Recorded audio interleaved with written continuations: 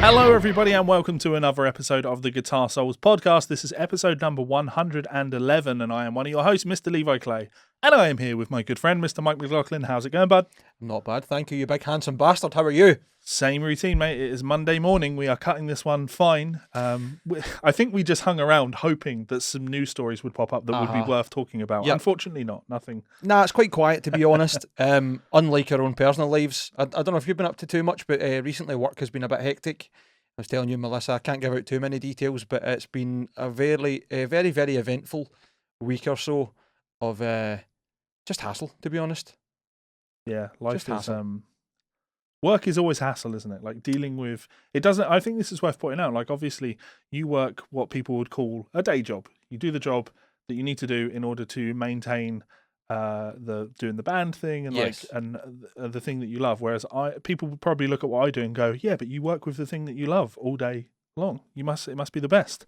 And sure, while I'm very lucky, work is always still work, you know? Yep. It's always still getting in the way of the things that you want to be doing. Like, I don't want to be transcribing Glenn Fricker's stuff. I don't want to be having fun transcribing the Kiko stuff, but I don't want to be. There are things I want to be doing. Yep.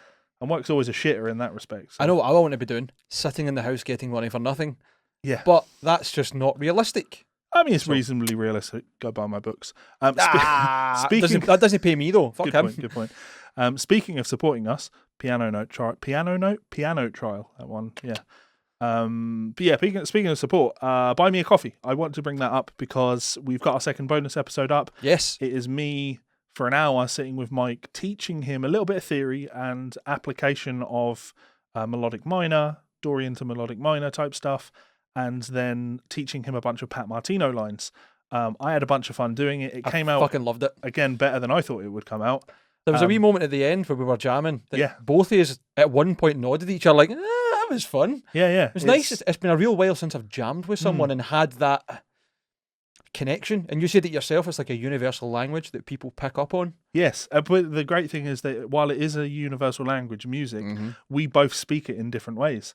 In terms of like our upbringing in music. So so your understanding of music versus my understanding of music, they're very different. Absolutely. But being able to try and communicate with each other still. And yeah, you mentioned those few times where we look up and smile at each other because you've done something that kind of falls in line with the things we've been talking about for the last hour, or then I play one of the examples that we've been talking about, or I get something in there and you're like, yeah. So I see where you put that in. Really, really fun. Just highlighting that it doesn't matter the background that you're from. If you play music and you communicate with each other musically, it's easier to communicate than you think. Yes. So please do go and check that out. Absolutely. And if I can be an example to anyone that being outside of your wheelhouse is fun and not stressful, who the fuck thought I would be a jazzer? Yeah. I mean, I'm not, but at least dip my toes in. Well, you bust out a few licks on there where it's like, all right, they're not like authentically jazz, but you've got an ear for the important fundamentals of harmony, as in you can hear what major sounds like, you can hear what minor sounds like, but more importantly, you can hear what diminished sounds like, and you can hear what augmented sounds like. So although you don't have maybe the chops to just go, right, what I am going to do now is play this augmented triad substitution over this to evoke this sound, which is really pretentious and wankery, and you wouldn't really want to do that. You can hear the sound that you're going for and try and go for it. And sometimes you hit it, sometimes you miss it, but still, it's that craving that the flavor. If you've never ever eaten food with salt and pepper on, then you don't know what salt and pepper tastes like. But once you've eaten properly seasoned food, you're going to crave those flavorings. And yeah, I like that. So. A fever for the flavor, hot chip. Yeah, very nice. Good tune. So yeah, do go and check us out and buy me a coffee. It's up for all of our supporters. You don't need to be a member. If you are just a supporter, you give us a one-off donation over there.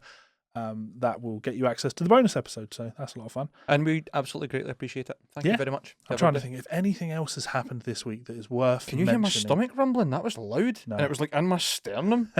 Sorry, I think the microphone might have actually picked it up. So anyone that's listening that heard that and got some sort of craving to eat through ASMR, I'm sorry. If you are watching the Monday Night Guitar Geek Club show live, please do hit that like button as we are going. If you're not, then consider tuning in on a Monday night on my YouTube channel at 9 o'clock. That's always good fun. And if you are, for some reason, if you are watching and are not subscribed, hit that subscribe button, like the video, share it around. Channel's been taking a bit of a kicking recently. I don't know why, but numbers are just continuing to just do this. And I'm like, oh, really? Why is this? Like, I'm making content. I'm making a lot of content. Yeah, I've seen quite a lot of stuff going up, and your thumbnails like fucking brilliant. Putting the time in with the thumbnails. Look banging. That's, I mean, entirely down to our supporters over here. Because I started making thumbnails for this, and because we raised some money, I could use some money in order to get, pay for a bit of software so we could actually do better thumbnails for those. Yep.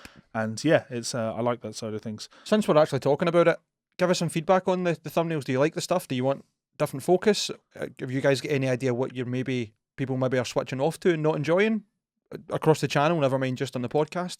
Please let us know. And as always, suggestions, comments, stories, info, insults, whatever, send them to us, and you can send them to GsolesFanMail@gmail.com. Link is in the description of wherever you are listening to this. I do have something else actually. Did you know? This show is brought to you by our friends over at Ormsby Guitars. We want to remind you guys that there is still time to get involved in the upcoming Run 16 guitars. Those include these incredible hypes available in 5 new colours. That Dragon Burst is absolutely stunning. You can also get your hands on one of the Metal X's, again available in a range of finishes. My personal pick has to be these headless V's, absolutely outrageously cool. Imagine one of those in an 8-string, I absolutely love these.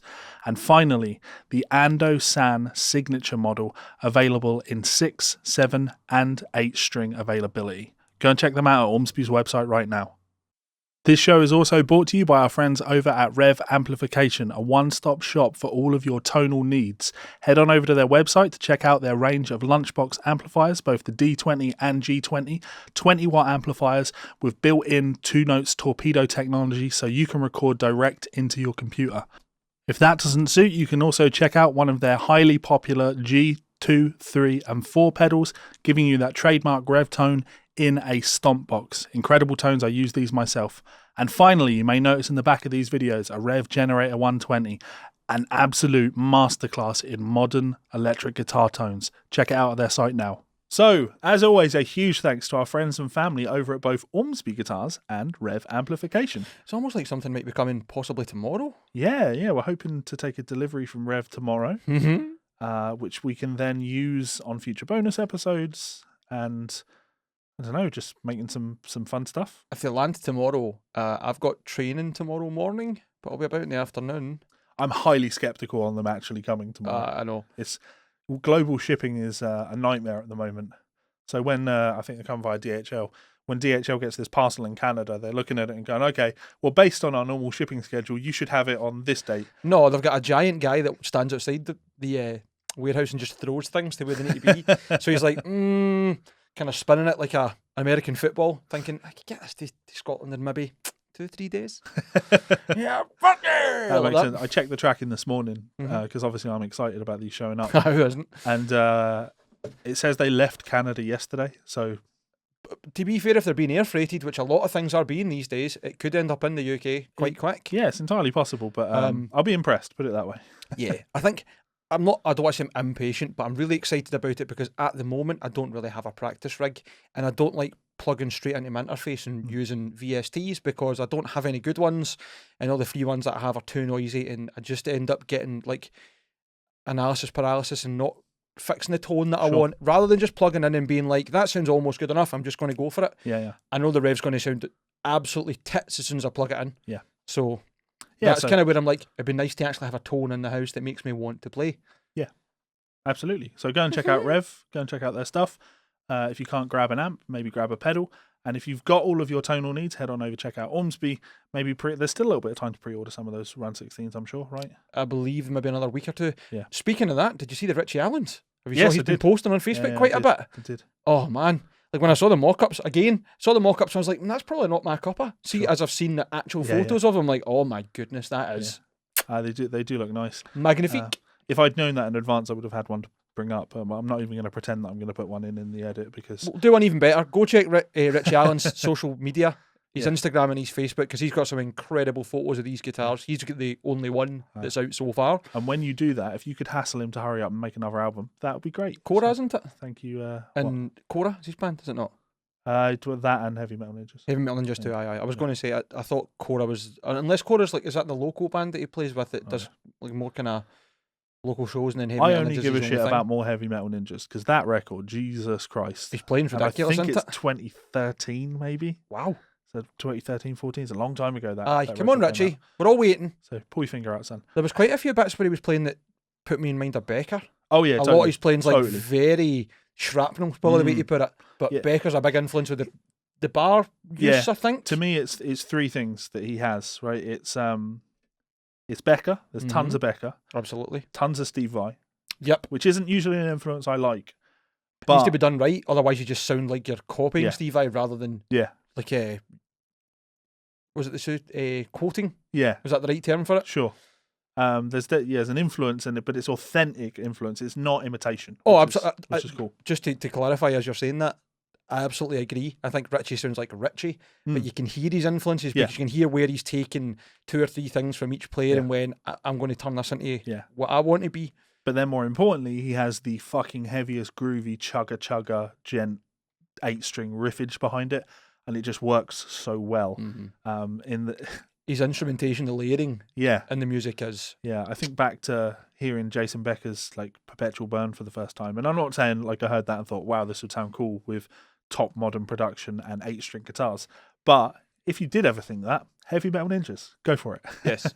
Anyway, yes, let's move on. a Let's wee talk bit. about some stuff. So a couple of bits of fan mail that we want to talk about today. Speaking of nice guitars, we've got a couple actually in here to look at, haven't we? Yeah, we have a fire back. So Phil Cross, of course, has been sending us in pictures of the stuff that he's been working on in lockdown.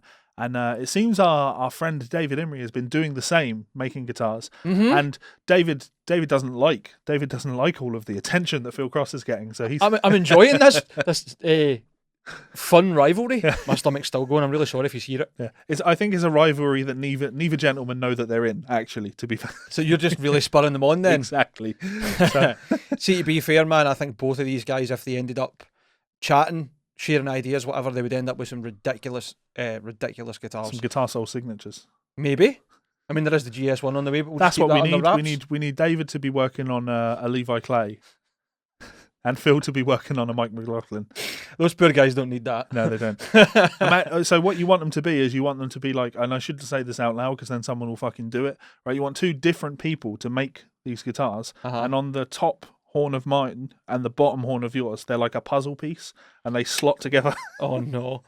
You put me in mind of Steve Vai with that fucking 3-neck guitar sitting playing. What is it? I Know You're Here. Yeah, Is that what it's called? the G3 DVD. Yes. Anyway, read let's this. read David's email. And then I'll bring the pictures up after you've done the reading. Yes. Oh, that body's It's something else, stunning. man, It's isn't it? stunning. Evening, gents. Me again. Just answering the call for lockdown builds. Hopefully this qualifies. Before we go any further, David, it absolutely does, mate. Absolutely does. I'm in the process of doing my first ever guitar build.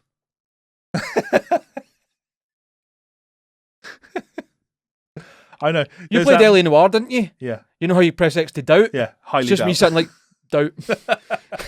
But if it is, man, Jesus Christ. Yeah. Your first bit, fuck off. You must be a carpenter or something, man. There's no way that's your first time building a guitar. Anyway, which I'm deeply ashamed to say is taking me the best part of 3 years at this point, and I usually only get to work on it 1 or 2 days a month, and there's always some life event coming along, meaning I have to put it to one side for a month or 2. Man, Rome wasn't built in a day, and slow progress is better than no progress. Sure. Keep at it, man, because mwah, mwah, is what I've got to say to that. Anyhow, my project during lockdown was the inlay for the fretboard, so I thought I'd share that. I started it just as we went into the first lockdown. Hopefully you agree, it's boomerific. I'm going to bring it up now as you're talking. Go for it. It's a bit iffy in places, but I still think it's a valiant first attempt. It's not a valiant first attempt, it's absolutely jaw-dropping. Yeah. Look great at work. it. Great work. And there is an updated picture with the frets on, but I'll bring that up afterwards. That sounds good. Look at that body. There's still another couple of wee bits to read up sorry. if you let me. Sorry, it's just one line. I know I've bitten off more than I should, but I figure the chances of building a better that plays great the first time. Sorry, a belter that plays great the first time are so slim it might as well look interesting. Mate, if this is what you're doing in the aesthetic side, I've got an awful feeling that you're going to get it playing beautiful. Yeah. So the neck is laminate of black palm. It's palm tree that I've got in my engagement ring, actually, which is quite cool. Wenge and maple with ebony board, maple and ebony binding. The inlay's aluminium, perspex and epoxy. Really? Man, it looks like mother of pearl or something, but that looks fucking great. Well done. Here's one of the body which still needs a lot of work. It's Wenge and sycamore. Carving it with an angle grinder was loads of fun. With an angle grinder, you're going to make essentially what looks like a more pimp hollow body 2 with an angle grinder. You know what? You need to get some real tools, man. Because if you're going to be using an angle grinder and end up with results like that, the fuck are you going to do with like a proper spoke shave or something? Christ! That's beautiful. I love that top horn. I just think it's really metal. Yeah, it's nice. Thankfully, during lockdown, I've also managed to get use of a workshop space, so things are coming along a little quicker now. I stick videos up on YouTube of the build if you're interested. I absolutely am. I'm going to check that later. Just search for my name, but be warned, I don't know what the fuck I'm doing half the time. Mate, if this is you flying by the seat of your pants, please don't go and become a luthier, because you've got to put everybody else out of fucking business. I'm going to have to knock out a couple of simpler builds when this is done, but I definitely want to give a bass guitar hybrid a go as soon as I can. I really want to see how Levi gets on with his. Cheers. Fuck the Tories. Love, Dave. Final picture. You know what I love, right? Oh, big XL frets too. Oh, mwah. Good work. Genuinely ridiculous work. The fact, I'm guessing the perspex is the triangle. It's very obviously it's Pink Floyd, Sure. but the like the prism. It's clever that it's perspex because it's quite clear, but you can see that there's depth to it into the ebony board, and see that kind of binding just off the neck. Yeah. So classy, man. Yeah, absolutely great work, David. And you and Phil need to hook up. That's what I've got to say. Phil could be helping him along in terms of productivity, because Phil is a man possessed. Phil's a man possessed at all times, man. Every time he tells me something or he gets in touch with me, he tells me another story about something that he's done in his life, and I'm like, do you ever sit down? Have you ever taken a breath, Phil? Do you sleep? Yeah, maniac. So thank you very much for that, David. As always, send us fan mail to GsolesFanMail@gmail.com. Link is in the description of wherever you are listening to these. Yes. Fell apart there. It's all right, man. Just makes a change up with my turn soon. So we have another piece of fan mail that we wanted to read, because we said that we're a bit light on stories. There's very little that we can really talk about. We have a few things that we'll be talking about. There's of course. better things to talk about, like interacting with our fans, and these are the kind of things that get the chat on fire on a Monday night. Yeah, and the thing is, like, there were some like pedals and things like that had come out, but we decided that talking about pedals and things, it just feels like when we do that, we're just operating as like an advertising platform. We're just reading press releases. Aye. And like what we like doing, or at least what we hope you guys enjoy us doing, is having a bit of a laugh and a gossip about things, and like poking fun at and making jokes about things, because this is a comedy podcast. I think primarily we are supposed to be having fun here. So I'm having fun. Yeah, so going like, I mean, there is a guitar that we're going to be, it's like a press release, but we're going to be making fun of it. Pretty much. So yeah, just reading much. like, oh, there's a new pedal from TC Electronic. Like, you guys are going to get all of that news from somewhere like fucking Music Radar. That's it. It felt as if, as we were looking through all the sources we usually use for either inspiration or somebody else to look, everything was just, here's another thing to buy. Yeah. Here's another thing to buy. And it's like, that's not us, isn't it? Not? Yeah. And it's just, it's boring. That, I mean, to be I fair, like talking about exciting stuff. it's how the business works. Like, Of still course. to this day, since leaving Guitar Interactive magazine, I still get press releases from all the companies that I worked with, and it's all just automated, isn't it? They send you the stuff and they want you to post it on your site so people know about new stuff, and you're going to do it because you want to maintain a good advertising relationship. Well, we ain't fucking advertising for these people, so we don't have to cover all your press releases. If something's interesting, we're going to talk about it. If it's Fuck not yeah. interesting, we're not going to talk about it. And if That's something's stupid, we're definitely going to talk about it. Absolutely. We're going to give props where it deserves to be, but we're not just shilling. Exactly. There's maybe going to be a couple of people in the comments or the emails that are like, you guys are shills, and that's fine. Hit us right in the feels with it, because we have been doing pretty well recently. I'm not going to lie, and I would accept that as not criticism, but as a valid point. Well, it's just However, occurred to me, like, shilling and all of that stuff. Like, we've not even organised the guitars behind us today. The Ormsby is here. I came here pretty much straight from work, so my guitar isn't with me. That was by design. If you check my last video that I uploaded to YouTube, I'm sat right in front of this mayonnaise, so you can see the Telecaster and the Ormsby on either side of me. So, and now I'm like, it's okay, like old school versus new school. Yeah, I like it. What was that Telecaster like that I sent you the other day, man? 52, great condition, proper 52, clean as a whistle. Case was clean, original strap, all the extra bits and bobs, proper ashtray, and it was owned by somebody for Crosby, Stills and Nash as well. The thing I really enjoyed about that post, though, is just he did exactly what I would do, which he's like, I know 53, 53, 53, because people like me, Danny Gatton fans, want a 53 telly, and people like Roy Buchanan fans want a 53 telly. 52s, of course, originals, rare, most valuable, etc. But I want a 53. I'm never going to be able to get a 53 telly. I love the. I don't know if we can post a link to the advert or whatever, the screenshot I sent you I'll bring it in the up chat tonight or talking. whatever. But you want to bring it up? That's cool. Yeah, talk. But what I loved about it was the guy was just straightforward, and the asking price, we basically went, this is what I'm asking for it because I know it's worth it. I'm not adding any money on it because of its heritage, and I can prove its heritage. There's plenty of information here, but I'm not interested in that. This is what it's worth, and this is why. And quite honestly, man, as soon as I saw this, I had to show you it. It's look at the condition of that for a 52. Nah. The original fucking lead weight and everything. Great condition. It's baffling how good a condition that's in, isn't it? Yeah. Whatever his name is, Graham Nash. The only thing about it is one of these photos, he's got it sitting up above cases next to a fireplace in like a living room or whatever, right. And it gave me the fucking fear because it was easily 6 foot off the ground. No. This thing that this guy's asking, what, 65 grand for, and he's just going to have it sitting on top of those amps? No. Right, but great. look at the condition it's in, man. Yeah. Wow. So that'll be another telly that ends up in John 5's collection, I'm sure. That'll Joe Bonamassa's. Sure. Let's get back to this fan mail. Yeah, sorry. I totally get myself distracted when we're talking about Telecasters because that's something else. So, Bravo Right Rifleman, gents, any musicians that you love their music but can't stand their personality or some other trait? My example is Michael Keane from The Faceless, which is fun enough exactly where I went in my mind. Absolutely one of my favourite bands of all time, but Keane is a mess. The band has had a revolving door of talent for a reason. He even took my money from a merch purchase and never sent anything or responded to my emails. I had to file a claim with my credit card after 90 days of dead silence. But the music is incredible. Ryan, I absolutely agree with you, except the last album. And Becoming a Ghost is just not good. Autotheism, I could play that game. Akeldama, right up there. And Planetary Duality, absolutely right up there. So who are you going to reel off in this list of artists that you love their music, but them as a person? Dave Mustaine recently. I mean, I say recently, like he continually does things where he goes up and down, but there's times where he behaves himself and then...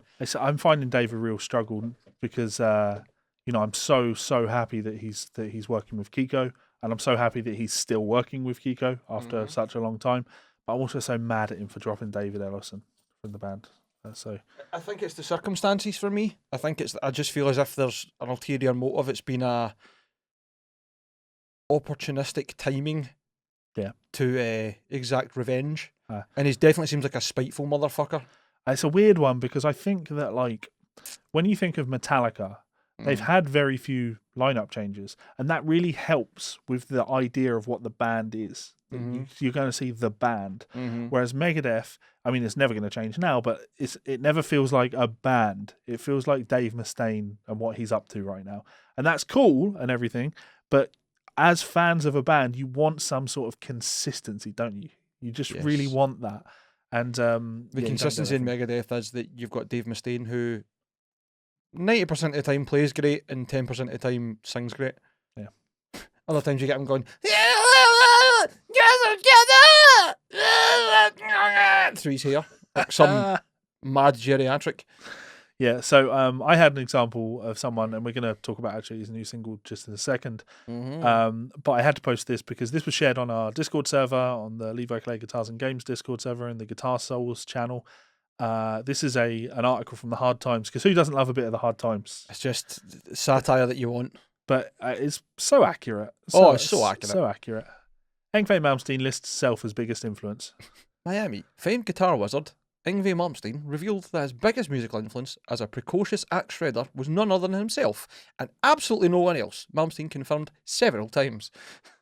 And you can imagine him saying things like that to you. Yeah, absolutely, yeah. Which is, I love the photo as well. Look at him, look how chuffed he is. Yeah. Absolute fucking lunatic. Weapon. It's a shame too, man, because I really want to love Yngwie as a person too, because I kind of dig when people can be rock stars, but not to the extent of just being a wank. And especially like hearing all the stories about Yngwie now not working with other vocalists or even like other producers and studio engineers and trying to do everything himself and thinking that he can get away with it and just showboating and not well. Yeah. Really? Not well. Yeah, I'm trying to think of other people, but that's just the first one that jumps into my mind, Ryan, is it's always going to be Malmsteen. And I mean, you say love their music, but there's an era of his music that I love. And it's a dwindling era of music that I love. But I've got other ones for other reasons. Go on. I'll wait till you finish. I was just going to say that I'm sure there's tons of people like that. Like one of the main reason I refused to get into Pantera is because I didn't like the way Dimebag carried himself. Because he was a drunk, just constantly, and You say that as if he was the only drunk in the band? No, totally. But he was the one that I was getting all the coverage of because of guitar magazines, right? Yeah. And sure, there's lots of drunks. There's lots of drunks in music, and probably even more so during that era. But obviously, I grew up in an era where it's not that lifestyle wasn't acceptable, but it was never going to be viable long term. The music industry is fascinating because when we have talked about things about like the blip in the music industry of it made all that money back then, and that was the blip, and we're doing the course correction thing. And I understand that mentality. I do understand that mentality. Mm-hmm. And there's definitely a lot of viable reasons to say that. And Pantera are coming towards the end of that blip. So there was all this excess in the music industry where you could act like an obnoxious asshole because you were making so much money. I don't even think it was so much they were making so much money, it's that the record label were happy to cover the cost of whatever nonsense they did because they were bringing in big crowds. Yeah. Smashing up back rooms, being fucking lunatics, Yeah. going on stage with like 200 Jaeger bombs and just throwing them into the crowd like that. Yeah. I think it's cool. It's really cool. Sure. But you're right. It's just a bit. It's not sustainable. I do like it. What I don't like about Pantera genuinely is the more you hear about Phil, the worse it gets. Are we still going down the Phil's a racist route? I think we're just going down the route that Phil's a piece of shit. Yeah. I mean, I'm still going to that one still annoys me because, even though the guy that started all of that issued an apology to Phil and said, I got this totally wrong, no one remembers that, do they? They just Nobody remembers that he was doing salutes and white power. Yep. You see, fan-fucking-tastic. Go for it, dive in. You've illustrated my point wonderfully. Go for it then. Because we literally covered this on this very podcast. Keep going when then. we went through all of that and you went, oh, I didn't actually know any of those things. And all of that is just gone and we just remember, oh yeah, there's that picture of him doing a white power salute. It's not a picture, it's a video I'm talking about. I know. But it's you don't see a video anymore. You see the image. You see the image. And all of the detail, all the context for that is fucking gone. And we just left with this idea, even when we talked about it on this podcast. I mean, it's so on twice in the podcast in the last maybe 3 weeks, you said that there's two things that a man can be accused of that he never recovers from. One is being a paedophile and one is being a rapist. I would also say being a racist. When you Nazi salute and shout white power, that's not so much that you've been accused, that is that you've put yourself in a very stupid position. Oh yeah, I do agree with that. I agree with that entirely. But it's that same idea, which is there are reasons that you can do a Nazi salute without being racist. Were he mocking Nazis, I would agree. Yeah, and that's absolutely the argument that both he made and people that were at that gig, which is why some black guy, the YouTuber, has apologised for it. Okay. Outing him for it. And we covered it on the show. But, nature of the beast. Everyone's just going to remember calling out Phil Anselmo for being a racist. So I don't even think it's so much about the racism. I just think he's a piece of shit. He was also not responsible, but... Sure. I'll give you all those things. But that's I wasn't just necessarily saying he was a bad man because of this. Yeah. I didn't get into Pantera until after Dime had been killed. Yeah. And obviously the band had split. But as it's going on, even things like him being out with the Illegals doing Pantera albums... You wouldn't even talk to the band members. You can't just then be like, well, fuck it, I'm going to just get a new band and we'll do our own thing, but it'll actually be all the old stuff. Yeah, this actually falls in line with the KK story. Yeah, exactly. So that there's lots of little parts of it where I'm like, do you think you were really cool? I know you've had your problems and you've been through a lot of dark periods in your life, and that you can tell even by the lyrical content of Pantera and the musical content, how it goes from everybody being brothers and looking after each other and it being about the scene to then turn to the most depraved, dark, horrible, a man who's clearly in a horrendous pit of despair and pain. Yeah. But not really any sort of redemption arc. And yeah, like in your defense, like Phil's got himself to blame for all of that stuff. Oh, like, totally, man. You carry yourself a certain way, you act a certain way. It's totally understandable why whenever Phil's name comes up or whenever Pantera comes up, Dime and Vinnie Paul and Rex are always going to be heralded by the scene as like, oh yeah, such fucking great guys. Shame about that Phil Anselmo, the racist.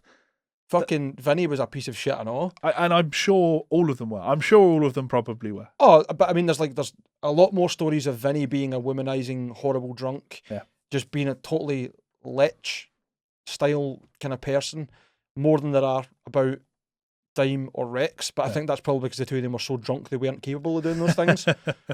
Yeah. Just being honest. Like, I love watching the Pantera home DVDs, the Vulgar Videos from Hell. Sure. But when you watch it, you have to take it with a pinch of salt of like, clearly it's not sustainable. Sure. These men are running themselves into the ground, Yeah. and they look like they're having a great time, and they probably are. But doing that for a year would genuinely kill your liver, where you're not some sort of abnormal beast like they were. Yeah. Phil Anselmo is a cautionary tale, isn't it? Yes. Isn't he? Like, He's a good parable. yeah, carry yourself in good charitable ways, and people will give you charitable interpretations of things. I totally get why Phil has been written off as the racist, when I just don't think there's enough evidence to condemn the man for it. Mm-hmm. But if maybe if he hadn't been an asshole for so long to so many people, yes, maybe he wouldn't have suffered that. I don't even think it's an isolated incident with that video, but I think that's the most prominent part. Anyway, we're just speculating at this point, not that we do much else. I'm just gonna. Yes, let's talk about your favourite man. Your great example. Both of these work, the Malmsteen and the KK Downing. Yes, but let's just mention Malmsteen's new single. We should get some light-hearted part going on here and listen to this nonsense. I mean, I can't play it because I don't want the copyright strike. But you and I can listen to it, and other people can decide they want to join in if they want to, and they can have a laugh with us. Okay, so I'm gonna hit play on this. I've got the volume off so no one can hear it. I'm just gonna. The story says, "Wolves at the Door," the first single from Malmsteen's forthcoming album Parabellum, didn't do much for me, and this is Axl Rosenberg, of course, on Metal Sucks. And apparently this new one's better, and I'm like, oh, okay. Can we read Ingve's quote out before we play it? Go for it. Here's Relentless Fury. It's a good example of how you can take a simple groove and melody and take it to a whole new world with different harmonies, instrumentation, and voices. Hope you guys enjoy it. But definitely not going to be the standard neoclassical pattern, is it? Oh, wait. It's also not in time. Yeah, the timing is weak as fuck. It sounds like a bedroom demo. Yeah. The guitars sound like they're being panned to space. The strange thing about it for me, and just for people listening, we do have it on in our ears. The strange thing about this for me is the drums sound huge. They sound like they're a sample pack that's not been EQ'd properly. But the guitars don't sound huge. No. This is a guitar player's record. Why on earth is there? Because Ingve's doing it himself, and he might have a good sample pack of drums, and he thinks his guitars sound good through his monitors, but he's not done anything to process them. They sound like they've been like an amp mic'd, and he thinks that's it. No compressor, no leveling, no actual layering. It's just... It sounds drastic. Makes me sad. Makes me sad. Yeah, makes me really sad here. Is he doing all the singing? No. No, he's got. I'm sure he's got a sure? singer for the band. If he is, his singing's got a lot better. It's not very good, but it's not horrendous.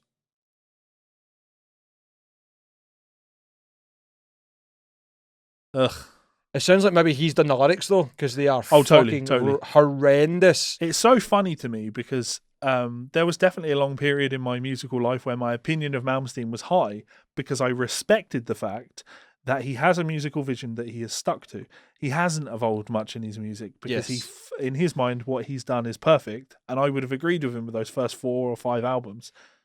He's never needed to go away from having a Strat, usually Cream, and a load of Marshalls. Yeah.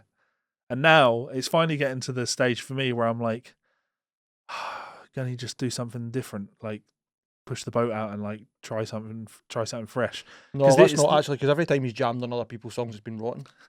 There is one of my favourite examples of Malmsteen playing on something is there is and actually it's probably happened a few more times, but when I was a kid, this just wasn't a thing. He plays on a Derek Sherenian album, and there's a track that both him and Zakk Wylde play on. So they're both shredding like motherfuckers on it. Of course you would love that, even if it's shit. Exactly. And I don't even remember if it was good or not. Probably not. Right, here's hot take. The best song Yngwie Malmsteen has ever done is Vengeance. You cannot change my mind. Although I don't want it with Stephen Crowder. I think that there's Vengeance is a good song, sure, but there's no but. Rising Force, mate. I love that tune. Rising Force is overplayed in comparison to Vengeance. The intro to Vengeance is better, the Sure. riff's better, the vocals are better, the solos are absolutely ripping, and the end section is ridiculous. Yeah. End of. No more conversation. Sorry. Okay, we'll move on then. If any of you want to debate me, no. If you want to No. debate me, good luck. No. There's no debate. There's just facts. And the facts are that Vengeance is the best song. KK Sorry. Downing says that he's justified in calling his band KK's Priest. I mean, you're justified in the sense that you can call your band whatever you want. Priest isn't a trademarked term. Your name is KK, but you are capitalizing on, and it's embarrassing. I'm standing by that. It's embarrassing. Worse than that is he could have called it Judas and actually played into it. Yeah. He could have been the Judas of the band. Fair point. He's fucked it. Yeah. He's fucked it. Anyway, do you want me to read the full article? No, just just a go for quote. the quote. Okay, no problems. So this was from Metal Sucks, again, obviously. This was KK Downing speaking to Sirius XM's Eddie Trunk and just talking about the details of the exit from Judas Priest in 2011. So I felt that I was justified for me because of my long legacy and obviously being there in the very beginning, that I was still entitled. Going to interject at this point. Of course you did, because just like somebody else that I'm now refusing to fucking talk about on this show, where money is involved and your ego is involved, there is nothing that you can't twist and justify in your own fucking mind. They pick the perfect words, don't they? Entitled. Yeah. Entitled is the perfect word for this. Yeah. Lots of things happened, and even though I released my autobiography in 2018, I didn't put everything in the book. Well, then you're a cock, aren't you? There's so much I could have put in that book. What that means is I want to do a second book so I can maximise income. Yeah. Can't really slight you for that, but don't make it like you didn't put things in for anybody else's sake. When things happened, for example, the year I got angry and quit, Rob Halford had released 2 solo albums, studio albums, that year in 2010. And he did a tour with Ozzy, he went to Peru, he did all those things. All these things were building up. We were getting pressured to do an EP, and I wasn't enjoying the performances because Glenn Tipton just liked too many beers and stuff like that. But it was all kind of building up in me. At no point did Rob Halford decide to call his band Halford's Priest. Which, again, according to KK, would have been justified in. Could have been. Having said all that, what people don't know, but it is true that I was going to do one final tour with Priest in 2011, and I was speaking to Ian Hill for a whole week about doing the tour, and I even had him send me over the set list. But the day after Ian sent me the set list, because I called him back and I said, I really like it because I was going to do the tour, I was going to do it. But the press release got released the very next morning announcing my exit from the band, and that's when I got really angry and sent in my second resignation letter. So hang on, you had sent a resignation letter and you're annoyed that it was announced that you resigned from the band. It sounds like he's more angry that he didn't get that one final tour paycheck. The same thing that Ozzy's been doing for 20 years. No, really, I'm done. Honest. Yeah, I'll keep saying it. Ozzy's No More Tears album, the tour for that was called No More Tours, and Yep. that was back in 1991 or 2. Yes, I was but a bairn. So he continues to say, and that was a real kind of sayonara. Really? That you handed your resignation in and the band announced it publicly? Of course it's a sayonara, you fucking loon. Which is a sad situation because I was waiting for the guys. They would have known that I was anticipating doing the tour and having a change of mind when you handed in your notice of resignation. It's Of just course the they would. definition of cutting off your nose to spite your face, isn't it? Like, they were anticipating you doing the tour and they knew that you were having a change of mind. So fucking, you've acknowledged that you're having a change of mind. So then you get angry and send a second resignation letter. You fucking clown. But nobody, even Ian, who I was talking to, was not really encouraging me, and I felt pretty deflated. But they made a press release. That's like getting really angry that you wanted somebody to flirt with you, but you didn't flirt with them.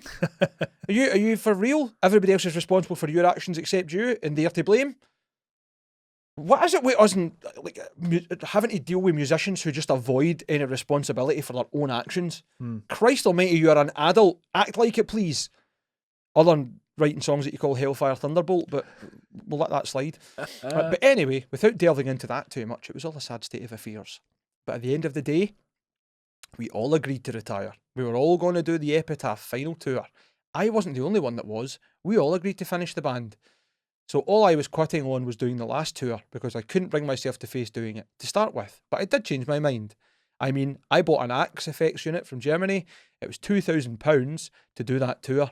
But it's just the way it unravelled. But the second letter I sent, Glenn and Jane Andrews from Priest's management obviously didn't like what I said. And the rest is history. The door was closed, I guess, because I have written to the guys on 2 or 3 separate occasions to let me back in, but the answer's been no. So I've just moved on with KK's Priest, and I feel justified that I should, and so I will. They won't let me play, so I took the football away and it's mine now. Nah. You sound like a petulant moron. Shut the fuck up. You sound like, and I'm going to quote him, you sound entitled. Yes. It's so petulant, isn't it? I quit the band, but then decided I want to come back, and because nobody said, of course you can come back, just come back, bro, come and play, bro, really, come on, of course you like craft beers, just try an IPA, bro, you'll love it, bro, really, just let it settle, bro. And they didn't say, yes, of course you can come back and we'll cuddle into you and you can be our best friend, we need you, you're part of the band. If you quit, you quit. Stop being a fucking dickhead. Accept that those are the terms that you set for yourself. You made your bed, lie in it. Yeah, and more importantly, when you claim that you've asked to come back to the band and they've said no, that means that they don't want to be working with you. They don't want to be dealing with you. So your way of dealing with that is to call your band KK's Priest. But let's be even more right. Something we didn't speak about for the start of this. Who's objected to him calling it KK's Priest? Has there been any public press releases from the band? Oh, no, of course exactly. Not. So why are you talking about being justified? You're making a cunt of yourself, or you're being very clever and getting coverage from us, which we're now doing and playing into, for your new band, which are not good. I think that a lot of fans will have made the same point that we made. I don't think that a real fan of Judas Priest would look at this and be like, oh, you've called yourself KK's Priest. I don't feel pandered to. You know, because again, Judas Priest fans love Rob Halford. They're going to go and see Rob Halford play. I don't mean with Priest. I mean as a solo act. You're going to go see Rob Halford play. Because of course you are. I'm not going to lie, I'm not a big Priest fan, but I totally support Rob Halford because he just does not give a fuck. Yeah. And that's what I love about him. Pictures of him just kicking about, being the most obviously homosexual man on the planet, all the way through their career, essentially starting the leather and spikes in the metal scene, and people being like, he was gay? I can't believe it. Really? Really? Yeah. Yeah. So KK embarrassing himself. But, you know, I should just point out, see this whole statement? As embarrassing as it is, it's nowhere near as embarrassing as the song Hellfire Thunderbolt. Yes. So. Let's talk Orange. Yes. Although they should call themselves Rid for the red neck that they've really just built. It's fucking disgusting. And for those that don't know what a red neck is, it means embarrassment, basically. If you said in Scotland you've got a red neck, or it was a red neck, it was an embarrassment, as in like you got embarrassed and flushed. Yeah. So Orange Amp's collaboration with Blast Cult's Jason Burns bears fruit as the stunning OE1 custom guitar is unveiled. So what I'm going to say... I'm reading the headline there. That's not my words. Yeah. Yeah, what I'm going to say on this one is...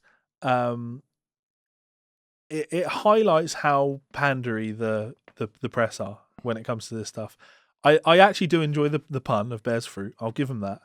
But then they've described this as stunning. And I just don't believe for a second that anybody wrote this story and then decided to call... I'm trying to get like a big image of it, but I can't get one. I don't find this orange guitar appealing. Press the fucking full screen thing. What you like? All right, smart ass. It's not my fault you don't know how technology works, old man. Look at this! It's rotten.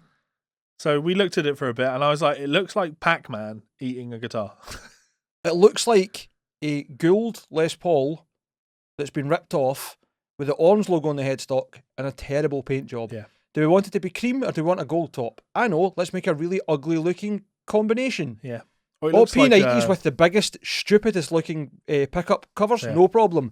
Do we want knobs or do we want what looks like the tops of shotgun shells? Or we'll put them on because that looks cool for rock stars. It looks like... so mismatched, every part of it. The headstock reminds me of like a Duesenberg. Aye, it's like a combination of 2 or 3 of those brands that are boutique. But this isn't. In my mind, it's just no. Yeah. Not a fan of this. Scroll through some pictures. It says there. That looks reasonable because it's not garish and horrendous. Why the 3 pictures supplied are those? I don't. Really it's a bit of weird, June. There are a couple of others. What's with the headstock binding? Yeah, not a fan. Wait, go back there now. Look at. No, I'm not going to. I don't mind the wraparound tailpiece. What I was going to say is that the paint looked as if the line was bad, but I don't think it is. I think it's maybe just a photo. Not a fan of that. See, to be fair, man, if you're into orange amps aesthetically, you'll probably like this. Yeah, but all personal look preference. Away. Or have you seen it? I've just seen it. Okay.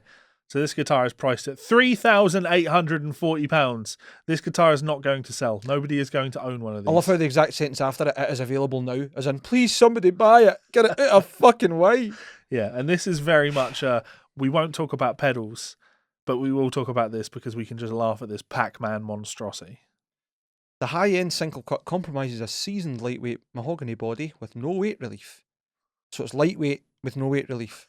And a matching neck that is glued to the body, carved into a vintage-friendly V to C profile and topped by an ebony fingerboard with a 12-inch radius for a vintage Les Paul feel.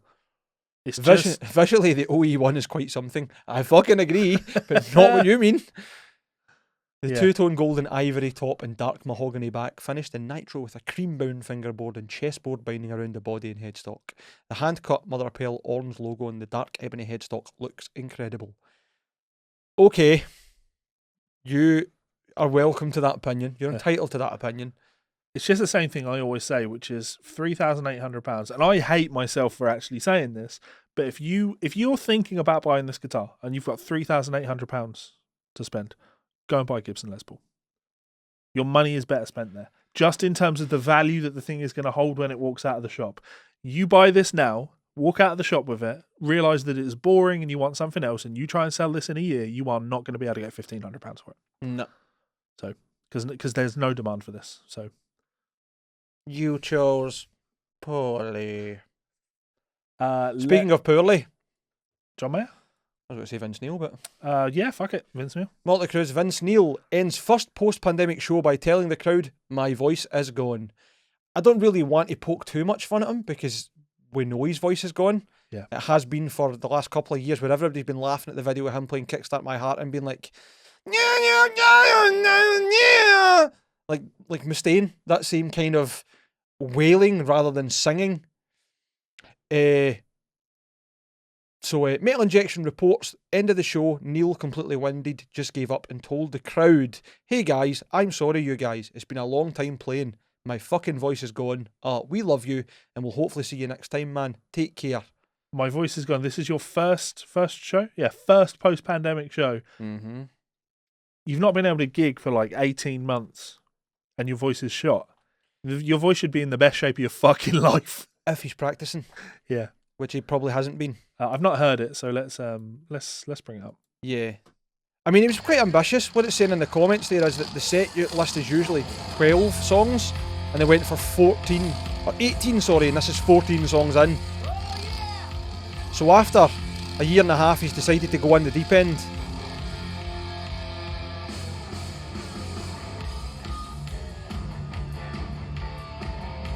Where's Mick Mars?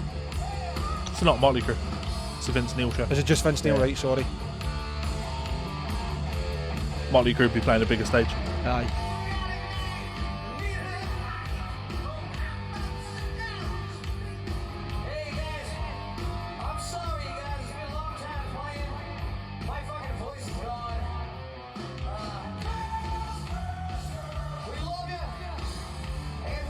Utter hatred. I feel quite bad for him in the sense the band are just continuing. Surely at that point you would go, right? Well, I can tell you exactly why they have to keep backing tracks. There are backing track vocals there. There's a laptop or what looks like a DAW in this very shot. I've no doubt about that, but you would think that one of the sound guys or whatever would be like, right, we'll just switch this off and let the band wind down, or even put it through their in-ears. Look, guys, just cut it. Yeah. But no. Yeah. But it would, the band can't take that risk. Because nothing would be more embarrassing than stopping playing, walking away, and those backing vocals still happening. Because then it just destroys the whole illusion. Suddenly, the entire audience are hip to the fact that you weren't singing any of the backing vocals during the show. I mean, the fact that it sounds exactly like Vince Neil from the original recordings should give that away. But we'll. So definitely. I feel a bit sorry for Vince Neil, to be honest, man. He's kind of lived long enough to get shat on. But it's his own fault at the same time. Well, I don't feel sorry for Vince Neil because there are singers that are much older than him. That Rob Halford, David Coverdale, still Coverdale, still a big shagger, isn't he? Absolutely. Oh baby! But why is Coverdale still an absolute top dog when it comes to vocals? And it's because he takes it fucking seriously. Yes. And Vince Neil does not take it seriously. He used to. I think he's maybe fell off it a wee bit. Yeah. Saying that, like. You hear about Whitesnake and you hear them as being a rock and roll band, but you don't hear the same exploits as what Motley Crue got up to. Sure. And that's, I think, the difference as well. Pantera could have went the long road and then probably fizzled out because they would have just been so burnt out. Yeah. Whitesnake, whenever members have came up against actual adversity, they've either been replaced or they've been looked after. The thing For example, who was it that fucked his hand doing all the practicing? Is it Vivian Campbell? Viv Campbell ended up out the band. It was him that did the signature rotor, wasn't it? The PV. Feels like that's right. I think you're right, man. But I practiced so much that he gave yourself carpal tunnel or something along those lines and had to just stop. I'm having an aneurysm. I hate it when I say something and then I know people in the comments are laughing at me because I've said something dumb. Yeah, it's that like Monday Night Guitar Geek Club. Correct him. Tell him he's a fucking idiot. It's that full on instinctual thing, isn't it? Where you have like you don't know how you store memories, but like just a name pops into it. Like for example, while I'm watching this and you said like I feel sorry for Vince. I'm like I don't know if I feel all that sorry for Vince. You know, he is still the guy that killed someone in his car. He did murder someone. So he did vehicular manslaughter. Went to prison for it. I didn't know that. Yeah. There was a period where he wasn't in Motley Crue. John Corabi took over on vocals. I'm not a big John Corabi also being the vocalist for the band The Scream, which was Bruce Bouillet of Racer X's band. See, all this information, that's all in there. But I have all of this, but then I'm saying Vivian Campbell with the hand, and it could be, you know. I think it is. At least it was somebody who practiced themselves pretty much into oblivion. Yeah. But again, what I'm trying to say is that Whitesnake's still top of their game. Yeah. Bands that take it super serious do continue that stuff. They keep on top of their practice regimes, looking after their health. Yeah. Whether that be their health in terms of actually playing or practicing their voice, keeping their voice at tip-top condition, breathing exercises. Yeah. But that's the interesting side of things, isn't it? I think that Def Leppard in the rock world, guys like Vince Neil or David Lee Roth or whoever, I think you sing in a band because you just find that you can sing. You've just got for whatever reason, you've maybe been like singing, just taking a stab at things since you were a kid, and you've had no training whatsoever, but you can do it. You can just do it. Like you've had no vocal training, but you're a great singer. Yeah. Thank you. Vince Neil found himself in that position, right? Whereas I imagine someone like Coverdale will have absolutely been the same, but there will have been a point in Coverdale's life, I'm reasonably confident, where he will have started taking vocal lessons. Yeah, sitting down with an actual trained professional that can help him maintain his voice, give him proper support and all of that. Not just like breathing exercises, but exactly as you say, trying to avoid hitting up with fucking nodes in your vocal cords. Yeah. Or ruining your actual ability to do anything. Yeah. Was it not Adrian Vandenberg? Because I believe he was the one that did the signature PV. Yes. There we go. I really wanted a Rotor EXP when they came out again. I see. That's right. I can tell you is known as the Vandenberg. I can tell you the logic behind it. I can just that's how the brain works, right? The information I had stored was the letter V. Vandenberg, and I see the word V, letter V, and I'm like, it must be Vivian Campbell. Of course, it's not Vivian Campbell. I knew it was wrong as soon as I said it. We did well though, and it was especially good that you went, that's not right, but I'm on the right path. Yeah. Good on you. Well done. So, a bit embarrassing for Vince Neil, but, not being David Coverdale is also embarrassing for Vince Neil. Not being David Coverdale was embarrassing for everybody. Not only is he an old man with a voice of silk, he's a shagger too. Speaking of singers, let's just give... Speaking of shaggers, look at him. Yeah, let's give John Mayer some props for his new single. I just want to double check because this will lead in. It's not the main story that we're going to do at the end, which will be that. Yeah. But it ties in really nicely. So John Mayer has gone full on 80s, and I mean full fucking 80s. Yes. With this. That could be a synth pop album cover. Yeah. It's called Sob Rock. Yeah. And man, like I deliberately refused to listen to this until we were sitting here. We were together and could hear it, so we could have like we're not listening to it on the show or anything, but I love that Ariel Posens commented. Yeah. I need to send him an email today, actually. So are you working with Ariel? I've done 2 of his albums, and got something else in the pipeline that I want. I fucking hate mentioning anybody because you're always like, oh yeah, I know them. Oh yeah, I've worked with them. Oh yeah, I've done this. Oh, they were emailing me. Prick. It's almost like I've worked in the industry. Is your brother for like famous? 10 fucking years. No. Has your brother got 1 million subs on YouTube? Eh? No. Look at me riding these coattails. No. My brother is famous. He's all over the news because he was murdered, and the trial is going. Thanks for that. I love how you're laughing about that, man. I just played right into your horn there because you love making people feel awkward. I know, it's fine. You can't help yourself. I'm not close with my family, so that doesn't make it fine. That might be the worst thing I've ever done. That may be the worst thing you've ever said, yes. And you've said a lot of really bad things. Anyway, we can move on. Yeah. Maybe you'll edit this out. You probably won't know you. No, too much effort. Christ. John Mayer, yes. Yeah, this single is it's not full on my cup of tea. Same. But it's very well produced. And there's more than enough elements to it that you can go, Yeah. His guitar looks great in it. Uh-huh. I think when I say it looks great, it's because he's got the bright pink Silver Sky in it, which just again has that 80s vibe, and yeah, it just sounds like a Toto track, but with John Mayer singing over the top of it. And the video looks a wee bit like see the Sting sessions for 10 Summoner's Tales, like when he's doing 7 days and they're all sitting in that room, but it's like a home studio or whatever. It gives me that kind of vibe, or even like Martin Miller's band. Okay, yeah. You know what I mean? I see what you Everybody in, like, it's like meant to be like a live session. Yeah. Also, this Dick, look how handsome he is, just stalling about, and he's up on that stage with a big dumble and all that kicking. Yeah. Fucking the only Rick. thing I could criticise about it, and I'm always going to be able to criticise this about John Mayer things, is I don't like his voice. He's got a great voice, but I don't like it. All right, okay. I thought you were going to talk about the fact that he played probably the worst lick ever over one of the chords. Yeah. I forgot about that. Beautiful major harmony. He just slams this minor pentatonic lick over it, and it's a lick that just goes in a bar. But it's not solo. It just doesn't fit. Yeah, I didn't like that. You think he's been ad-libbed while he's been playing and singing and just went, fuck it, leave it as it is? Yeah, yeah. The track itself is called Last Train Home, that we're referring to, by the way. Levi's not got it up on screen just now. He's just got John's album cover. Just looking at John's beautiful face. Which, even like the shapes in it, it's all like geometric, which just reminds me of the 80s. Yeah. Right up the colour palette, the shapes, everything about it, man.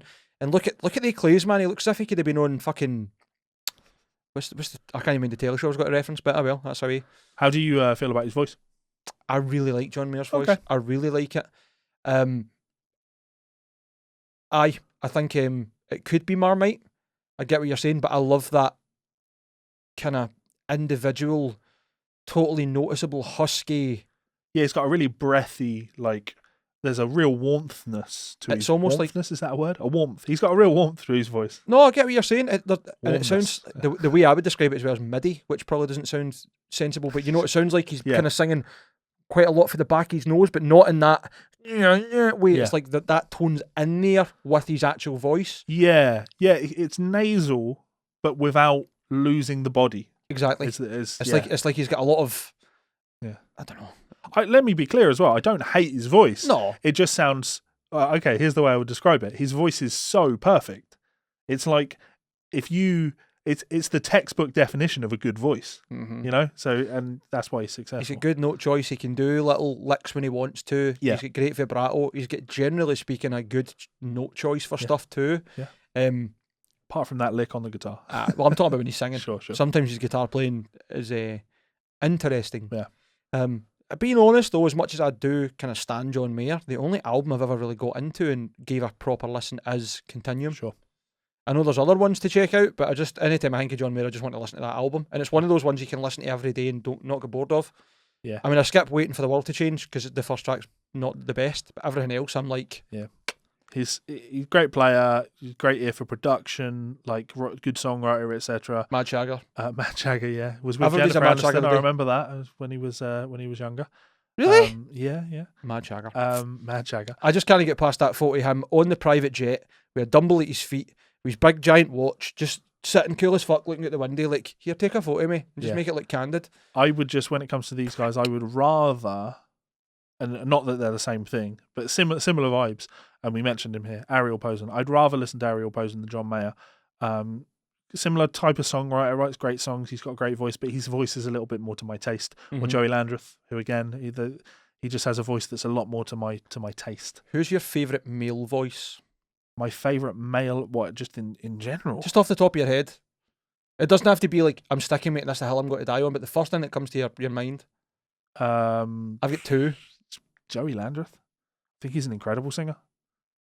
It doesn't even need to be about vocal skills, it's their voice. Yes, I love the tone of his voice, and I love the soulfulness in his voice. Yeah. He's a great singer. I think the two that stick out in my mind are Michael Bolton and Freddie Mercury. Right. What that says about me, I don't know. That's my death metal accolades. Yeah. Gone. Just gone. But I always say that, man. I say that even when I'm at gigs and stuff. Like, I'm just a fucking poser. I just like playing the music. I don't know shit about the scene. Yeah, well, to be fair, I mean, there's this assumption that we're talking, at least in my mind, that we're talking about like this vibe or the stuff that we play or the stuff that we actually listen to. I'm gonna go back and think of like Otis Redding has a great voice, or Stevie has a great voice. Stevie Wonder. Well, that undeniable, probably the best musician that's ever lived. Yeah, not undeniable, but subjective, but definitely up there. It's just you could so easily go down that soul route or 90s R&B. There's some great I think if you start overthinking it, you'll just have a ridiculous list. Because I could have said Chris Cornell just as easy. I could have said. I know Melissa would fire out Terence Trent D'Arby in there as on that list. Who's that? Terence Trent D'Arby. I know the name. What band? Not his own thing. All right, okay, fair enough. Maybe. She puts his stuff on a lot, and he's got just a beautiful voice, an absolutely incredible voice, actually. I'll give you a sample because we're finishing the show in a minute. Sure, I'm just looking up Terence Trent D'Arby, American songwriter. Yeah. So finally, we are going to tip our hat again to the honorary guitar soul, number 3, but the original. This guy got the title first. Steve Lukather. Eddie Van Halen hated the fact that he started a trend of mindless shredding, Toto guitarist says. I know that it always bothered him, Steve Lukather said. And you know what? I could absolutely believe that because what people, and we've even been guilty of skipping over, is just how much of a rhythm player Eddie was.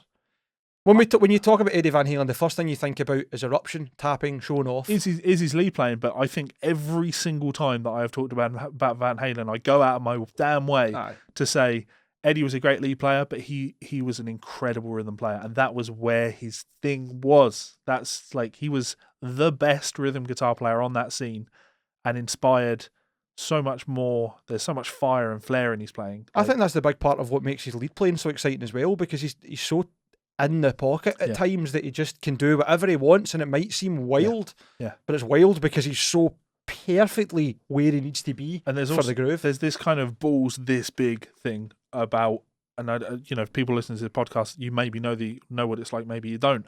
I've not done it myself because I don't have balls this big when it comes to playing in a rock band.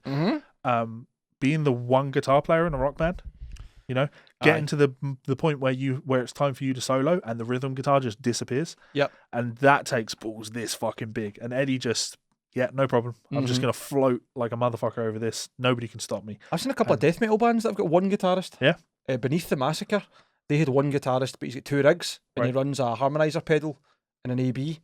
So he'll randomly, in fact, even Owen for Scordatura, good friend of mine, he's another one that's fucking ridiculous. Not so much soloing, but some wild stuff in there. But I get what you're saying. More like a rock band. It's way more exposed. It's less about playing crazy riffs. It's about if you're going to go for a solo, then all eyes on you. Yeah. And but not just all eyes on you, but all the weight that was behind you of rhythm guitar is now gone. So you've got the bass to hopefully and a bass guitar, and Eddie was great at that. So absolutely. But I mean, that's a big thing about Van Halen's sound as well, because really, I think outside of Jump, there aren't a lot of songs I can think of that have got rhythm guitar behind the solos. No, there are definitely a few examples. I'm sure there will be, but like Hot for Teacher doesn't. It's just not all that common in his playing. Exactly.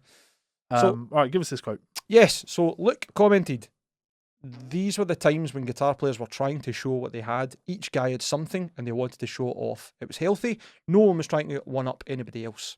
That came a little later in the 80s with all the intense uber shredding that started. And Ed was sitting there going, I created a monster. Fuck. They misinterpreted what his musical intent was and turned the guitar into more of a sport. I know that always bothered him. We were friends for 40 years and I miss him terribly. Every single day, man. It just shows how fallible we really are. At this point, I'm in borrowed time. I know that, but I took the road the hard way. They tell me I had a blast." Wild. Elsewhere in an interview, Steve looked back at how he ended up playing guitar on Michael Jackson's monumental Thriller album in 1982, which also featured Van Halen as the guest solo on Beat It. The musician said, "I played on Thriller producer Quincy Jones' The Dude record, and that was the first time I'd worked with him, and he took a shine to me. I was able to deliver, so he kept hiring me. He said, hey, I'm doing Michael Jackson's next record and I want you to be on it. And I thought, shit, I've made the A-list. It was really cool to get the call and work with all these guys. We had so much fun and I learned a hell of a lot. Quincy was amazing to work with." Yeah. I can imagine working with Quincy Jones would have been amazing because he worked with everybody that everybody wanted to work with. Sure. There can only be so many times you get a phone call saying, you got to come in and do Michael Jackson's album. You coming? Yeah. Van Halen's coming in too. Oh, right, I sound no bother. Yeah, it's it's a short quote, but like I said to Mike, like I think we're always going to cover anything Steve Lukather related now, just because he is an honorary guitar soul. And the same way that we're not going to cover ball bags. Yeah. Bulbous wank. But I see what you did there. So it's a shame. I think there's truth in what Steve has said here. Totally. There's also an element of looking back favourably on how things were, because there was definitely trying to one up each other. Absolutely, it was a competition for quite a long time. It still is, Yeah. really. But it's went now from necessarily not just chops, but who's got the heaviest band, who's got the coolest logo, who's got whatever. The thing with Van Halen is that I remember is before I'd even heard Van Halen, when it was really pushed on me as like, you need to check out this Tune Eruption, the legend of like, and Eddie was doing this stuff, nobody really knew how he was doing what he was doing, so there was like periods where he would turn around from the audience, so they didn't know how he was getting his and whether that's true or not, of course, is entirely up for debate. It's not really up for debate. I'm sure there are many people that can comment on the veracity of those claims. Pardon me, but I buy it. I buy it too. I totally buy it. 100%. Because there were so many guys on that scene, that's the LA Hollywood scene type thing in the mid 70s, late 70s, early 80s.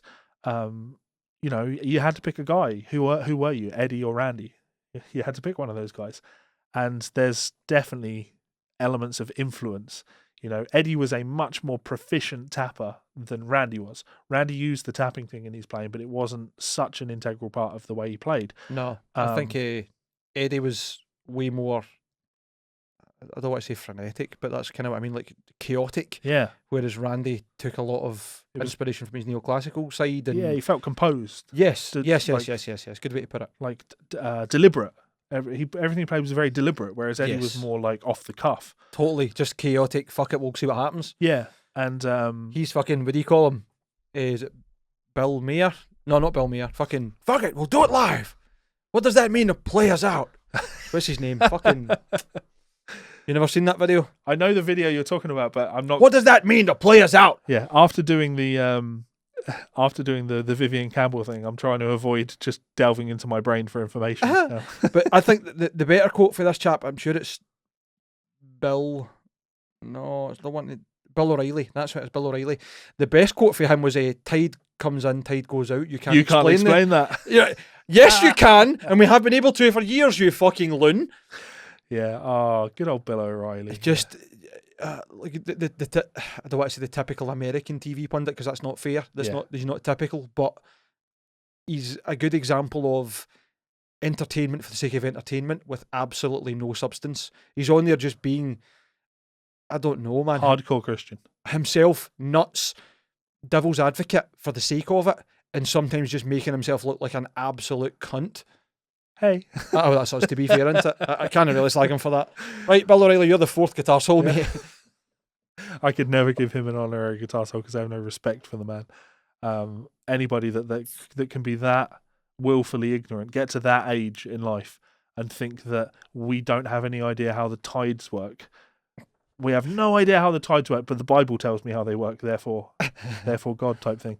The God of gaps argument. Exactly. We don't know how it works. It must be God. Yes. We only get rid of that 2,000 years ago.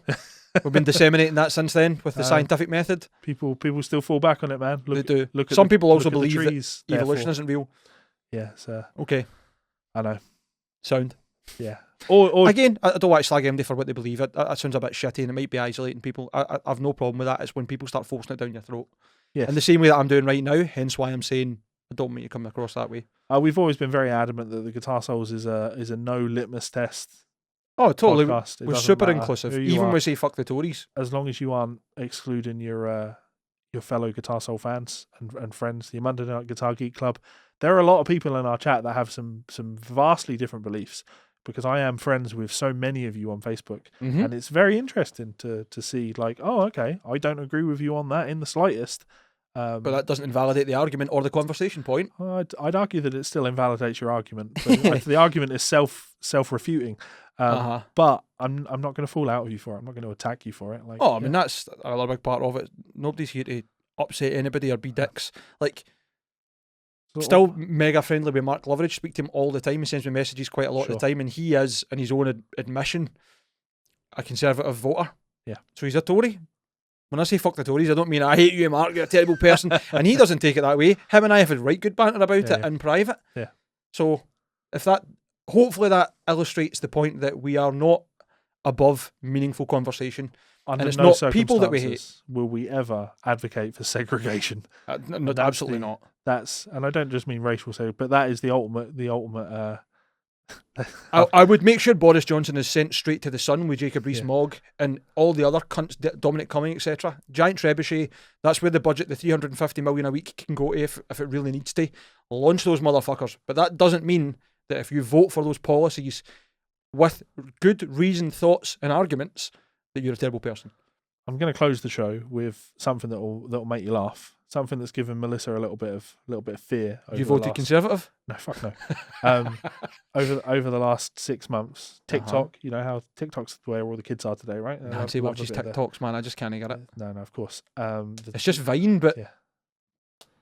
Although I do like YouTube Shorts, and it's the same principle. Yeah. But I'm not for short comedy. I love that. People coming after the new woke thing to go after is. You ready for this?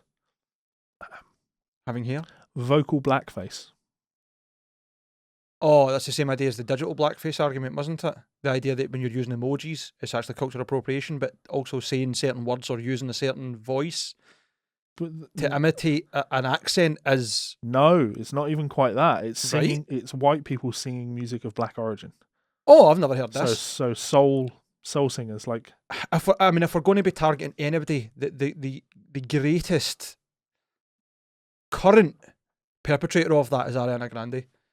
She is as white as they come, and yet she gets tanned to the point where you would think that she's mixed race. She is, and I mean it. Like, she is white as fuck. Right. But she is really culturally appropriating in that sense. Well, just have you ever seen photos of her when she was younger? I'm no kidding, man. She's like whiter than me. I'm not in this scene. But just this idea of, like, of course, Melissa being she's a soul singer. That's what she does. She has a big 11-piece soul band. She grew up listening to 60s soul music. That's all she's ever known. Like, of course she's going to sound like the people she's influenced by. Oh, Jesus. Wow. Yes. Holy shit. Look up Ariana Grande and have a wee nosy at her older photos. I mean, when I say she's pale, I mean she's pale. Oh, I like this one even more. What's this? Wow. You'll not be able to see it, but... You can see the colour difference. Oh, aye. That's wild. Wow. It really is. And like, I'm not against people having fake tan and whatever else. I'm not commenting on that. But if we're going to start going after people for appropriating cultures in whatever sense, you kind of need to look at the people that are really doing it. And I don't know if it's just Ariana or if that's a stylish choice by her manager and the record label and whatever else, or if she's playing into it. But I don't think a lot of people understand or know. They've assumed that she's mixed race. Right. That's where she's singing from, whatever else. But... maybe she is mixed race, but she's definitely not that colour without fake tan. Maybe it's that's her avoiding getting accused of vocal blackface. Possibly. You know? So when they come for Melissa, well, I mean, we'll just laugh at it. Bad girls, what you gonna do? What you gonna do when the woke come for you? Yep. There you go, you can tick that off your bingo card. I've sung 3 times now. Yeah. The golden rule, never apologise. Mike, did you know? This show is brought to you by our friends over at Ormsby Guitars. We want to remind you guys that there is still time to get involved in the upcoming Run 16 guitars. Those include these incredible hypes available in 5 new colours. That Dragon Burst is absolutely stunning. You can also get your hands on one of the Metal X's, again available in a range of finishes. My personal pick has to be these headless Vs, absolutely outrageously cool. Imagine one of those in an 8-string. I absolutely love these.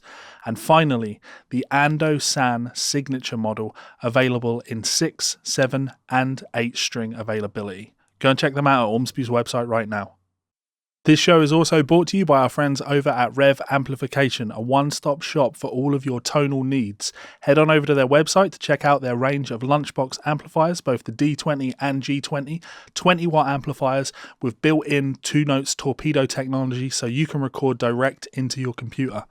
If that doesn't suit, you can also check out one of their highly popular G2, 3 and 4 pedals, giving you that trademark Rev tone in a stomp box. Incredible tones, I use these myself. And finally, you may notice in the back of these videos a Rev Generator 120, an absolute masterclass in modern electric guitar tones. Check it out at their site now. That was fantastic, right? You thought I was going to end the show, but we can't do it without ads. I should point out, I managed to cut those ads down to I think it's about 1 minute and 20 seconds. That feels right.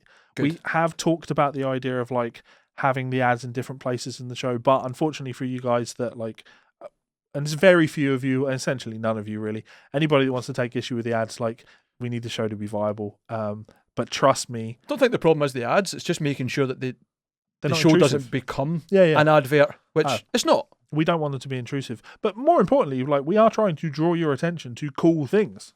Absolutely. Like for those of you that have pre-ordered a Run 16 Ormsby and you've heard about them because of the show, like I'm happy about that. Oh, absolutely. Not because we get paid, but because we've managed to show you something that you thought was cool, and you're going to have that cool thing in your life. That's it. So the idea does come from that. But trust me, if you feel that the ads are too long in this show, then I probably feel that they are too long as well. Because Yes. I'm just like you. So I'm trying to finagle it so they feel the right length. You don't want them to be too long. But as always, a huge thank you to our friends over at Ormsby Guitars. I do this. There we go.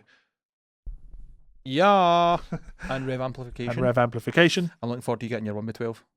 Yes, I've not heard back from Derek on that. So Derek is an extremely busy man. It would not surprise me if it just appears with your amp, though. I mean, imagine. I can imagine. Imagine. I can imagine. Anyway. Yeah, so I'm looking forward to getting that. Genuinely, guys, big thank you to those guys. They're absolutely awesome. Go and check them out. Let them know that we sent you. If you order anything, let us know. We love hearing when you guys order things, and of course, we love going back to those guys and being like, look, it works. Working with us is good. Almost once a week, we've got a group chat with Perry. We'll send them like a screenshot of either comments we've had or messages we're getting or emails in or whatever, or people tagging us in posts. We're like, people are into it. It's quite nice. Yeah. And not because we're like, check us, pat us in the back. Yeah. But just like I'm enjoying the fact that this is actually doing what it's supposed to. It's raising awareness. It's getting people to maybe be interested in the brand and giving it a try. Yeah. And the offer still stands now that we're starting to come out of lockdown. Yeah. You guys want to try some of these guitars? We could do a road trip. I'm cool with that. We have essentially, 5 right now, possibly 7 different guitars that we could take with us. Yeah. Oh, mate, someone's named it. This concept, because I put up a wee post in the Discord, because like I've been a little bit not lax with videos, but like it's hard to find inspiration to make the right videos. You don't want to just make videos for the sake of making videos. You want to make things that people genuinely are going to be interested by. Totally. And that you're going to be inspired to talk about. That's why I like Keelan stuff. Yeah. Because all his stuff is like, here's a topic that's actually interesting. Here's the research I've done into that topic, and here's why I find it interesting and what I've done to bring the information to you. One of the things that people wanted to see more of was us going out on the road and doing things. We're going to have 7-hour-long episodes where it's us driving for an hour, but me just insulting people for 6 hours of it. But here's the name. Guitar Souls.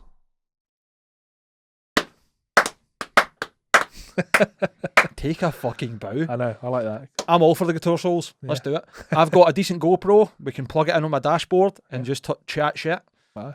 We could probably even live stream off one of the phones until we crash. Have some laugh on it. Yeah. Oh yeah, hilarious. Def. Love that one. Love that. My favourite. Anything you'd like to add to people? Just a big thanks as ever to anybody who's took the time to listen or watch. Thanks very much for the support. As always, please go and check out Rev. Please go and check out Ormsby. Have a wee nosy at their stuff. If you want to see the Richie Allen guitars, which are just coming, you need to go and have a look on Richie Allen's Facebook at the moment. Probably got it on Instagram as well, but those guitars are looking fucking brilliant. Like, share, subscribe. Make sure you're hitting the like button if you're in the Monday Night Guitar Geek Club along with us. Hello. Thanks for coming. Tell your friends. Slag us. Send us some fan mail. GsolesFanMail at gmail.com. If you want to support us further, you can get us on Buy Us a Coffee. You can join in. You can see me attempting to play jazz, making a cunt of myself, but having fun. And you will get access to all the bonus episodes. They're not limited. So if no, absolutely. We've only got 2 so far, but they're coming. But if you go over there now and buy us a beer, you'll get immediately access to hours more Guitar Souls content. So plus, you'll get a bit more of a stake in what you actually want to see as well, because I mean the Guitar Souls podcast, we kind of need to stick to music, comedy, business stuff. With the bonus episodes, it could be anything. If you want to see me and Levi attempting to bake, fucking put it in there and we'll see what happens. You know, I don't care. It'll be a laugh. Yeah, the cakes. I know. I'm just butchering this. You alright, Mike? Until next time. Fuck it. We'll do it live.